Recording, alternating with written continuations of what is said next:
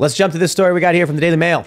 World Health Organization warns XBB.1.5, why is there a decimal on the letter, is the most transmissible COVID variant yet, as figures show strain makes up 70% of cases in northeastern U.S. And as I show you that, I'm just going to show you another article.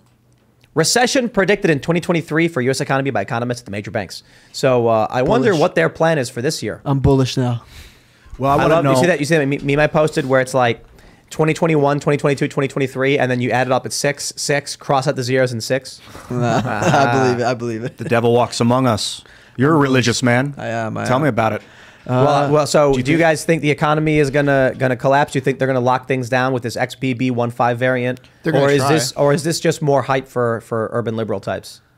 It's like how dangerous, how is it actually even hurting people? Because some viruses are super transmissible, but if they don't do anything to you, you don't even know you have it. That's usually what happens. When a virus is very transmissible, it's not as potent, it's not as dangerous. The corporate media automatically, with this new variant that they declared that probably was named by Disney, it was fear-mongering immediately, saying there's going to be a huge wave of hospitalizations, the hospitals are being overflowed, people are going to die. And I'm like, okay, we've heard this before. Last year we heard about the winter of severe illness and death, and again I was here saying it's not going to happen, it's fear-mongering. A lot of the early data showing this latest variant is showing that it doesn't create more people to be hospitalized, it doesn't kill more people. So we have that data point there. What's going to happen here? Again, no one has a magic ball. We don't know what's really going on here. All we know is that we're being screwed over. The government has spent too much money. They hyperinflated our currency. You see it in the supermarket. You see it everywhere you go. You have been screwed by the banksters and the politicians that have hijacked this economy for their own personal benefit. It's a sinking ship. They took all the silver out of it, and now they're just lighting it on fire, kicking you off the ship, and the memers are playing the music. I think I figured it out. We are in a simulation, and it's called Plague Inc. Oh, that game. They actually stopped they stopped selling, the game, Plague Inc., where you actually are the virus or the pathogen or whatever, the protozoan or whatever, and then you have to spread yourself out without people knowing. Then you can become then you want to try and kill it. It's horrible. So when COVID came out, they were like, no, we're not doing it anymore. Chinese government stopped selling it in China at the time. And then they made an expansion called The Cure. They're all like on board with like solving it. Wow, talk about a virtue signal. The Cure? Dude. Yeah, it's called Plague Inc. : The Cure. I don't blame them, man. If that sounds fun. I mean, I gotta be honest. So you're trying to stop the virus, and it might be multiplayer. Like one guy plays with the virus, one guy's trying to. That'd be cool, actually. Plague Inc. is a fun game. The Cure sounds fun too.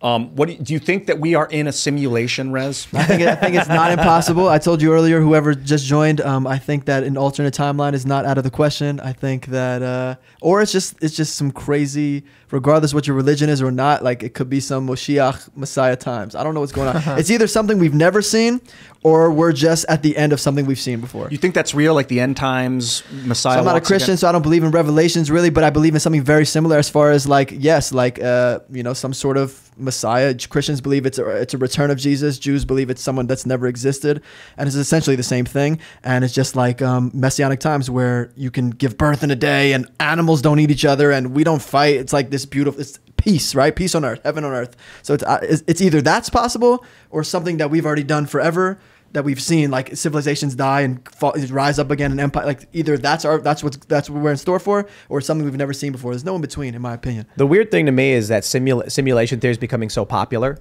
because it is like these secular liberal people who are saying like maybe we're in a simulation. I'm like, you realize the moment you entertain that possibility, you are now rejecting every atheist argument you've made. Like, call it a simulation, call it a construct, call it whatever you want. A higher power created the universe that you exist in. And then it's entirely possible the universe has only existed for 5,000 years because it was created in a simulation. I was talking to Charlie Kirk about this, and I was like, look, when you play Grand Theft Auto, nobody built those skyscrapers in the game.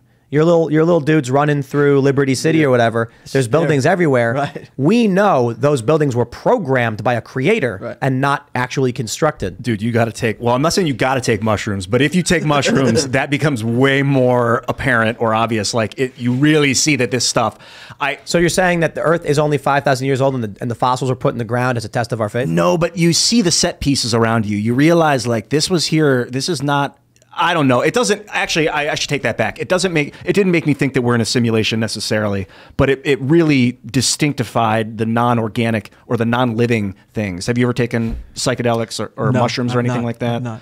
I highly would recommend myself to take those, and anyone else. I don't want to tell you what to do. Extended state DMT experiments at universities are fascinating to me. Yeah, that's what I want to see more of. IV DMT trips and U.S. government DMT studies are just absolutely mind-boggling. I would be a little bit careful, Ian, about recommending people to do psychedelics. He recommended himself, just myself. I know, but personally, it's a personal journey. You're right. And if I know, but if people want to do it, they should, of course, come to that conclusion themselves.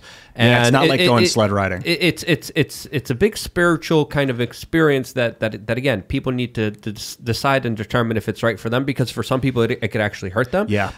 And we still don't know what's really going on in this larger kind of energetic, cosmic, dimensional existence that we all have here. So a lot of people say, you're playing with something that you don't understand, which you should be extremely careful of. Well, scientifically, we are experiencing a simulation in that our bodies are simulating stimuli and then giving us binary data, and we're seeing it. We see vision, or we have sound, this vibration. So, but are we affecting the simulation? Like, this is when I get into like Nassim Haramein and the quantum vacuum, and look at like the superstructure of the universe and the web of nature and things like. Have you seen Back to the Future 2? When Biff is president? Yeah, of course. So like, Classic. First of all, I would like to ask people watching and you guys at the table, is there any sequel that's better than the original? That's my first question, but that's my favorite in that scenario.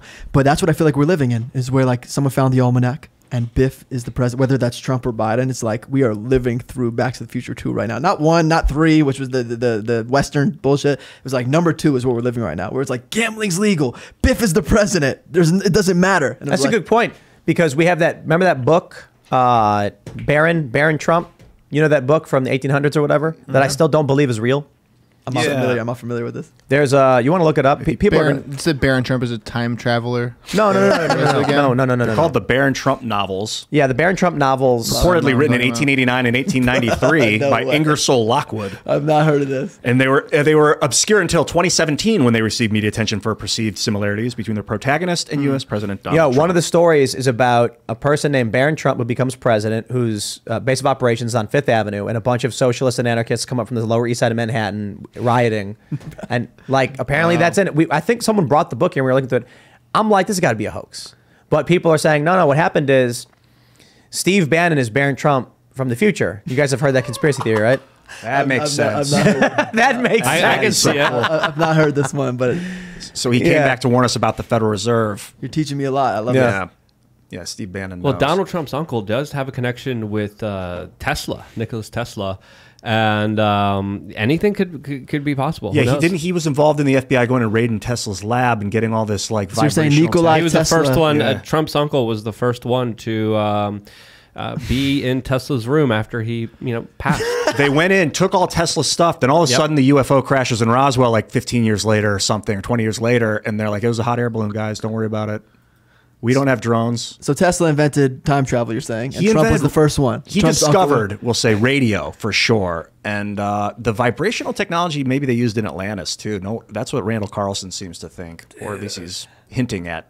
But I don't know. But what I'm thinking is my best conspiracy theory now, the best new one, is that the ancient cultures before the flood, 14,000 years ago, had not explosion technology like combustion. They didn't have that. They had implosion technology where they could vibrate the earth and send electrical current through the earth, through the air. That's different from implosion. What do you mean? Well, by using implosive forces, at least this is what Randall refers to it as implosion tech. You compress it so much, and even like a lattice, like a Fiend lattice, like graphene or something, that it creates a vibration, and then you can vibrate things and get a current out of it. And that one of the great nations of the time, maybe it was Atlantis, decided we're going to war, to keep control, and they used that technology in war and vibrated the earth in such a way that its protective forces diminished, its field dropped, and the meteors fell onto the planet and annihilated it. So don't mess. The explosion apocalypse would be nuclear war, right? But the implosion apocalypse would be cometary impact. I like the conspiracy theory that it wasn't ancient aliens; it was humans, and Earth was terraformed. You ever hear that one? That's a fun one. Thanks for watching this clip from the Timcast IRL podcast. Hang out with us live Monday through Friday at 8 p.m. and become a member over at timcast.com for uncensored, members-only shows exclusive. Thanks for hanging out, and we'll see you all next time.